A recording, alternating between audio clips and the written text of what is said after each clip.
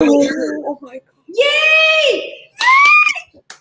Yes. Welcome to Tequila Talk. I'm here with Jennifer Galden and here with my dad, Pops. We only waited an hour and 11 minutes, 12 minutes, and you deserve the award. So let's. It's like what did you part do? 12? Part 12? Yeah, part 12. What drink do you have? It is cranberry apple, it's cran apple with some Deep Eddy peach vodka in it. Oh, vodka. She's got vodka. Yes. All right. So 100 episodes. And thank you, Hun, for helping me in all my endeavors. Guys, all the way from JV Dance with Bling and Pumpkin Run and Yes, Fit Factor and everything in between. she's seen it all. She's seen my tears. What was the stilettos and what was it? Stilettos and tapas, and we had Yes. a competition. Mm-hmm. I was just looking at that video on YouTube the other day. Oh my gosh! Oh my gosh! She's done so much. She's been to the Toga cruise with her husband. All the booze cruises, the Main Fest on Main Street. Let's see, what else have we been through? Oh my gosh, so much, so many things. Forget all the things we've done. Okay. Well, Until I look through my t-shirts. And I'm like, oh that. And we got a cat behind you.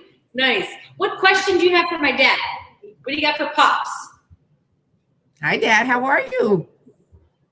I haven't seen you in forever. Can he not hear me? Yeah, I'm fine, thank you. And my regards to Les. Haven't seen him, and well, people haven't seen anybody for the last 15 months. Nobody's seen. We haven't seen anybody, right? I know. Listen, I am just so glad. I was reading the other day. It was an article in the paper that grandparents today, because of the inoculations and everybody getting their shots, they're able to, for the first time in almost a year and a half, to hug their grandchildren. Yes. How is that? Hugging that is grandchildren. Crazy. It is crazy. Unbelievable. I know. I'm very fortunate that I moved my mom in with us early pandemic. So we've had Grandma Mima in the house. You might see her come down the stairs. Yeah. So her mom lives with her dad. Yeah. Yes. We moved her in pretty early on. And so Kaylin has had the fortunate favor to be around Grandma. But yeah, we go up north to see our grandkids and our grandkid and our kids. And I'm just ready to seriously just hug and be comfortable hugging. So everyone. Yeah. Yes. And Jennifer's a grandma now, Dad. Whoa. Yeah. She's a sexy one. Whoa. She looks like Jen Johnson. I told her. I hit my big 5-0. Yes. I hit my big 5-0 in COVID. Yeah. She hit her big 5-0, Dad. Whoa. So how do I look for 50, Dad? I would give anything just to be 72 again. 72 again. I love it. But yes, Joanna, I applaud you for 100 episodes in pandemic conditions. To shut down and regroup and find something that you're passionate about in the pandemic is a victory in and of itself. But to get to 100, oh my God, that's amazing. So I applaud you. And here's to another 100. Sip, sip, hooray. We'll get there again. Yeah, I want to hit the 500 mark. Yeah. Yes. Thank you, hon. Cheers to you. I appreciate that. Yeah, you know what? Sorry, Podcast is no joke. My gosh. It's a marathon. I'm having challenges just posting on Instagram in general, and then TikTok. I'm one of those TikTok moms. My daughter won't do any TikToks with me, but it's all good. I say that because she's sitting literally right there. And but it's been fun discovering these new avenues of getting your business out there and getting your name out there, and it just adapting to this new normal. So I applaud you for being able to do that, get through 100 episodes. Oh my God, my favorite ones are obviously number one, number one, my favorite ones are the ones with me. Yes, that was a good one. That was a good one. But a close second, I mean, honestly, like seriously, first place are the ones with your dad. Because like literally, like since I've known you, I've known your family. And it's so funny. It's like mom, dad, Carrie, everybody. But just the ones with your dad just seem so down to earth and so real and so like just like conversations I would have with my dad if he was still here. You know, so it just does my heart good to like see those and like, please, dad, continue them. Please, like, become a master at podcasts because like you were born to do this. Like, I don't know if you know that. You were born to do this, Dad. That's what she said. Were born to do this because you like to have the conversations that are lost on this newer generation. This newer generation doesn't have conversations. They have quick text messages, you know, but to sit down and have a conversation and like debate the issues and, you know, delve deep into details, like that's what's been lost in that your like rebirth. So keep it up. And like to have like the dad-daughter connection, that's amazing. Yeah, I know, Jen. And I had a download right now. I'm like, I want to do this weekly. And he says, yes. Yeah. Oh, good. Yes, please. I had a download 2 years ago to call it Beer with My Dad, but he said no. So today, Jen, I lied and I didn't tell him we were doing video. I just said we were doing the podcast. I lied to him. But now he likes it. So, Dad, what do you think? Because sometimes his hearing is that good, so I have to repeat it to him. Well, yeah, I can.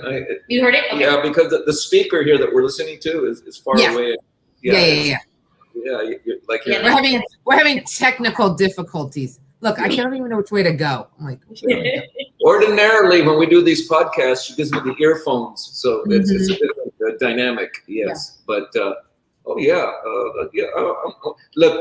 have to remember this: the majority of men. I speak to a lot of men, and in the 50 years that I worked in construction and doing it as an electrician, I've spoken to thousands of men, and let me tell you.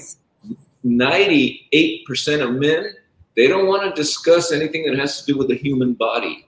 They just don't go there. No. Hey, did you go? Hey, Bob, I heard you went to the doctor today. Well, what's your problem? Oh, no, he's not going to talk about it. So even their own human body, not their own human body, their problem, their little thing, they're not going to tell you. They're not going to tell you that they were urinating blood. Yeah, I was urinating. No, what? Oh, they're not going to go there. No, and yet I can tell guys, hey, you know, the other day I was urinating blood, so I went to the doctor. They took care of it for me. There's no big deal. Oh, I had this conversation just earlier today about the people that I know, the adult people that I know, who you've heard the expression, I'd rather die than go to a doctor. Yes. I know personally 3 people who did just that. Oh, simple little problem. One of them had a boil on her body. She died. A boil on her body on the side. She died. Another young man, as it turns out, he was urinating blood. He said, "My body is cleansing itself." They had a very nice funeral for him. And the third one, the woman. I noticed one of my tenants. I noticed, boy, that's funny. I never remembered her being so chesty. Look how big her breasts are. I never noticed that about her. Well, guess what? They never were chesty originally. She has a cancer. It was growing. Yeah. So she died rather than go to the doctor. I was speaking to her husband. I went to pick up the rent. And I said, how's your wife? She passed away. What? Oh. Leaving him with a 3-year-old, a 5-year-old, and a 6-year-old. Boys, 3 boys. Oh. She left her husband with 3 young boys. She died rather than going to a doctor. And it was probably something simple that they could have taken care of. Yeah, totally. I mean, early detection for everything. I don't get it. I just don't get it. Well, it's funny because my middle daughter, Kendall, it was funny how she used to say in high school, she was telling me, she's like, Jen, I think I'm the only kid in high school that regularly goes to the to the doctor every year, and then goes to the dentist every 6 months. I mean, like we were regimented about her appointments, and as with my youngest, Kaylin. But like, I thought that was such a peculiar, like, insight that she had, was that she doesn't think her friends like go regularly to the doctor. But we were like, no, you go for your annual exam, and then you go for your 6 month dental cleaning. And right, Dad, like, that's not something people do nowadays. And then people don't talk about their health issues. That's like a stigma to talk about. So, opening up and saying, like, I have so many friends who are going through IVF right now. Like, honestly, I have like 3 friends that are going through IVF. I have, oh God, I think one is 40. One is like higher 30s. But they're all like going through IVF. And it's like, they felt so much better when somebody said it. Like somebody says, oh, I'm going through IVF too, or I went through IVF and that's why I now have children, or I went through IVF and that's why I stopped, whatever the case may be. But like, people are, I think what it is that like with this social media thing, we're trying to live up to that standard of social media, that like, if anything is subpart of that, we don't talk about it. We don't talk about therapy. We don't talk about doctor visits. We don't talk about health issues. We don't talk about mental issues. And that leaves a lot of people in the dark, and so they have to struggle with that. Do you think it's the age category, or do you think the younger ones are talking about it though, Jen? I just think in general, people aren't talking about it until somebody else, until it's like, well, I'll talk about it when somebody else talks about it. They're trying to fit in. They're trying to fit that image of social media. And so like, I'm really proud of those who like speak up and say, I am going through something, IVF, depression, mental illness, financial situations, whatever. And this is what I'm going through. Like, I'm a stepmom to 2. I'm a stepmom to 2 older daughters, and natural mom to 1. And I didn't think any other mom was going through what I was going through with my stepchildren. Now, mind you, being a step has been a blessing. I'm not even going to lie. It's been a blessing. Now it's had its challenges. Don't get me wrong. But until I never talked about the challenges until I met another stepmom who was going through them. Yes. I remember you telling me that. It's never been normalized. Oh, she said it's challenging, but she said it's the greatest gift. Yes. It's never been normalized. It's never been normalized. Like body dysmorphia, never been normalized. Mental illness, never been normalized. Like, this is what normal people go through. They have issues. And so I think like going through your podcast, like the different subjects that you've gone through, Joanna, you're helping to normalize it. And that doesn't mean like, normalize doesn't mean like bring it to light and then like, oh, it's normal, so push it aside. No, it means like other people are going through it. And then like bringing in that support group that can help you because they've been through it or going through it. And that is how we as humans, I think, are going to survive. Like nobody, like literally in the beginning of the pandemic, I was probably like one of the biggest germaphobes, and like, you're not coming in my house. You're not, once you come in the house, like literally when I came from the gym, I would spray myself with sanitizer. I'd wipe my hands with like alcohol wipes. I was like, seriously, like, it's not coming in my house. But I felt like I was not of the norm. I felt like I was of the minimal versus the masses. And I felt kind of like, I called it quarantine shaming, like, you're quarantine shaming people. Quarantine shaming, yeah. But like, once I started talking about it, people were like, oh, no, I do this too. And I was like, okay, great. This is normalizing it. And then we can address it. And then other people, you feel more comfortable talking about it. So all issues, whatever it is, physical, mental, sociological, once we normalize it and make it like part of our daily conversation, then we can start addressing it, and then we can start changing things. But when it's in the shadows, how do you change something that's in the shadows? You don't even know it exists, right? Yeah. Okay, Jen, you've been with me when my mom passed, and you saw everything, and you'll know that I'm not one to hold it in. I won't hold it in. I'm a crier. I wear my feelings on my sleeve. All on it, girl. Yeah, all on it. But I'm a small niche that does that.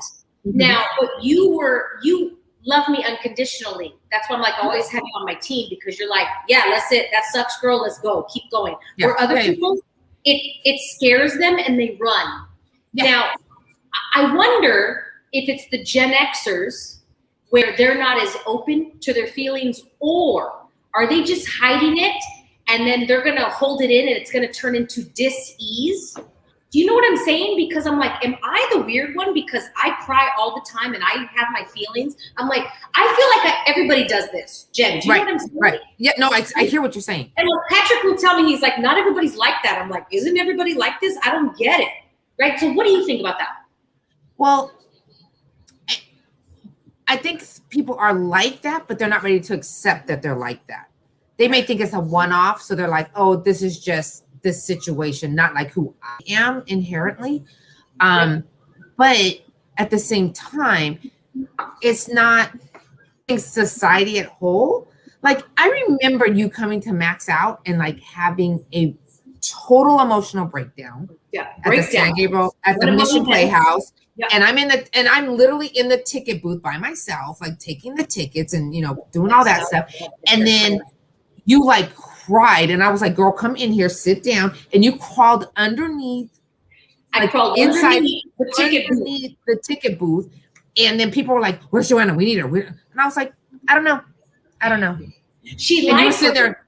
Yeah. And I was like, are you okay? I was literally like this. Are you okay? Are you okay? Oh, you're not? Okay. No, I don't know where Joanna is. I don't know where she is. Figure it out. Yeah, figure it out. But I think people would have normally seen that as, well, that's a sign of weakness. Yeah, she's breaking down. She's breaking down over this. She just lost her mom. Even if she lost her mom 10 years ago, 20 years ago, this was an event that triggered in her. This is where my mom supported me the most, and I don't have her here. So that was a moment that you had, and you needed support at that time. And I just figured you just needed to go through it. And I was there, and I was like, no, she figure it out. Figure it out. You'll be okay. Jen, so it's just a matter of normalizing it and making it be okay to not be okay. I actually have, it's so funny. I'm looking at this right now. I actually have a mask. You are not alone. You see it? You are not alone. Ooh, I love that. What's this purple? This ribbon is for suicide prevention awareness. Wow. For suicide, I did a walk a few months ago. Well, I think it was in October, and we wore different slogans that were not normalizing suicide, but normalizing the emotions that lead up to it, and saying like it's okay to recognize this so we can prevent this. And it was just like, you don't have to live in the shadows to where you feel like your last resort is taking your life. You know what I'm saying? Like, we were normalizing, it's okay to have a breakdown. It's okay to have a moment. It's okay to, shut down for whatever reason, but you'll be back, but some people don't feel that right now because it's not normal to have that. You're supposed to be strong and resilient and resistant 24/7. Nobody can do that. Nobody can do that.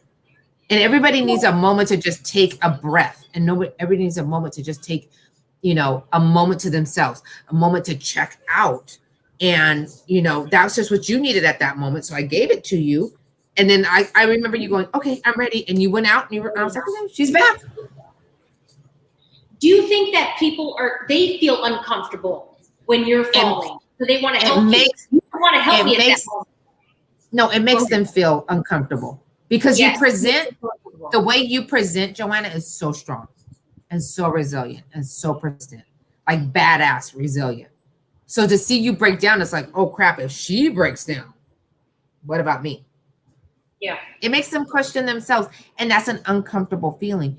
But, I think through the issues that you have talked about in your podcast, these 100 podcasts, which again is an amazing achievement. I think it helped a lot of people to like see that I'm not the only one.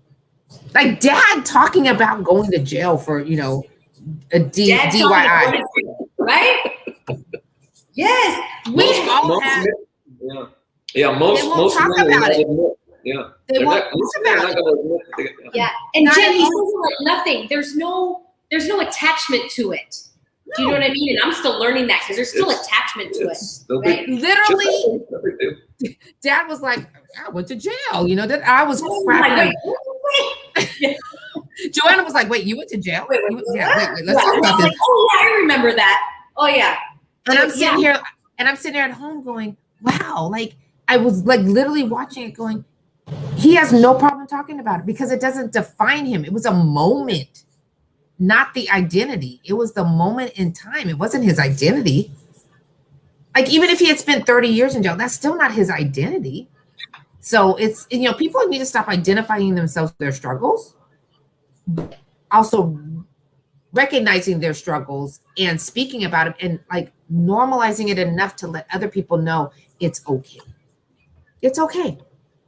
It's okay. We're going to get on the other side of it. I call them hurdles. What other hurdle do I have to jump today? What other hurdle do I have to get through? It is pretty difficult, I've noticed, because especially, I can feel and everything, empathize with everyone. When I go You and me both. Again, I feel everybody, and I'm like, I'm stressed out. I've only seen 2 posts, and I'm stressed out. And I'm like, wow, I did not feel this when I was in high school when we did not. No, we did because we didn't go through this. Yeah. Did you have a cell phone that told you where? Hello. Everything. I'm like way over here. Like that tells you everything, where they are, what they're doing, how much money they're making. No, we didn't have that. Yeah. We didn't have that. A lot more pressure. Yeah. Yeah. Wow. And then again, it's like, what picture are they painting? Are they painting the reality? Are they painting the reality they want you to think is real? Yes. But also, Jen, I've also seen on social media a lot of like vulnerability, but it's almost to the other extent. Like, let me show you how horrible life is to show you how vulnerable I am. And it's not to impugn on those people, but it's also to feel like, oh my gosh, I'm stressed out. I have to show you the darkest times or the highest times. What if I just show you what is, and there's no explanation, just like my dad did. There's no explanation. Here it is, whatever. And I went out drinking and it happened. He went out drinking and it happened. Yeah. In the copy, there's like this whole explanation. I'm like, I'm doing exactly what they're doing, and it's stressing me out. Yeah, I was just thinking the other day, I'm like, either I need to a different way, or how can I remove myself? But anyway, that's just something that I'm going through as well. But thank you for noticing that, because I held this podcast for 2 years because I was afraid to tell the stories. Yeah. And I'm like, here's another story. Here's another story, Joanna. Every time, 100 episodes, here's another story. Show the real and not the BS, like all pretty. Show the real. Yeah. And that's like when I think about, I haven't posted a live in a long time, but like when I was like going through my lives and even like my posts today, like on Facebook and Instagram and TikTok, it's when my best ones and my like highest views and my most reacted ones are the ones that I just do in the moment. Yeah. The ones that I just do in the moment. Like I'm driving to the gym and I go, oh, I have this thought. Okay, live, let's go. Boom. And I don't know if I should do more of those or not. I don't know what I really want to do. Just being real. But I will notice that like after that, I get the most comment, like, oh, Jen, thanks for saying what I was thinking. Thanks for, sharing what you were going through. I think people just want to know that other people like them exist. I know that's what I want.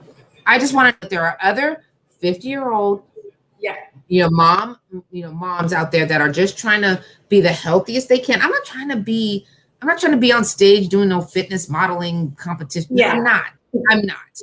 But I am trying to be the healthiest I can so that I can see not only my children grow up and achieve their goals, but my grandson, and the ones to follow. But also like to be real with you, I just want to be able to walk down these stairs and not hear the snap, crackle, and pop of my ankles and my feet. Let's just be real. Right? Just be real. Let's just be real. Yeah. I mean, am I trying to be like figure model? No. Stairs. Yeah. I just don't want to hear that at 5:00 in the morning as I'm headed to the gym. Crack, crack, crack, crack, crack, crack. I just want to be able to not have to hold hard lately. Oh. Yeah. I just want to be able to like hold my camera for a selfie at any angle and not be like up here just so you don't see. Yeah. I just want to be able to take a picture. I just want to be able to take a picture. Done. That's just my goal. That's my goal in life. And I love Jennifer and I have been through such a journey. Gosh, the past 10 years. She's been with me since Warrior Camp, Wizard Camp, Tony Robbins, you name it, through everything. She's seen everything. And she's loved me unconditionally. You know what I mean? Yeah. You are who you are. I mean, like literally, you are who you are. And I think you just, I won't say just now, but I think in the last couple of years, you've really gotten comfortable with who you are. Yeah. And you're like, and the biggest thing I would say, like listening to your podcast when I was doing my 5Ks a day, I'm not doing those anymore, but when I was listening to your podcast, one of the biggest messages I heard was, I am blank and blank. I am nice and I'm this. I'm nice and I'm not so nice. I'm pretty and I'm pretty ugly. I'm all of it. I'm energetic and I'm exhausted. Yeah. So I mean, literally like learning to accept all the phases and sides and descriptions that I am has been like eye-opening and amazing. So here's to you for 100. Lift your glass. Let's cheers you one more time. Dad, where's your glass? Get your duck. Come on, Dad. I appreciate you so much. Oh my gosh, we're getting so much from this. Thank you. And every time I talk to you, you and I know have grown together on our journey so much. And you've taught me so much. Your business coaching. I did, like I said, in the midst of it, like my life exploded. But like your business coaching has helped tremendously. Like it's still in the back of my mind. Like I need to do this, and this because Joanna said, advise this way or whatever. So, taking those baby steps while I'm doing other things and just keep putting it out there. I've learned that the more times I put my workout out there, not everybody's seeing my workouts, and that's okay. I'm not putting it out there for anybody to necessarily see, but the ones that are seeing it, and the ones that will see it, if they grab some inspiration from it, great. God bless them. But as long as I can continue to be a blessing to others, then I think I'm on the right path. And I just tell you the same thing. As long as you continue to be a blessing to others, just keep doing it. Just keep doing it. As long as you're fulfilling your passion, just keep going. Just keep going. Just keep swimming. Just keep swimming. Just keep swimming. Yeah. Thank you, Hub. I appreciate you. Everybody find her on Instagram at bling_babe. And she makes the best bling stuff if you need a sweater or somebody's graduating soon. Yes. Say, like, something on the sweater. Jen's got you. She's got her business. Bling Babe. Yeah. Amazing bling and sparkles. And so you can order something from her as well. Thank you so much, hon. I love and adore you. Happy Cinco de Mayo, Tequila Talk. And I love Tequila Talk. Perfect. Okay, you can just press the end broadcast. Love you, hon. Bye. The right top. Yeah. Thanks, Dad. The orange one. I know that. I don't see the mouse. Oh, okay. We're still live. Bye, y'all. Love you. We'll do this again. That was almost 2 hours.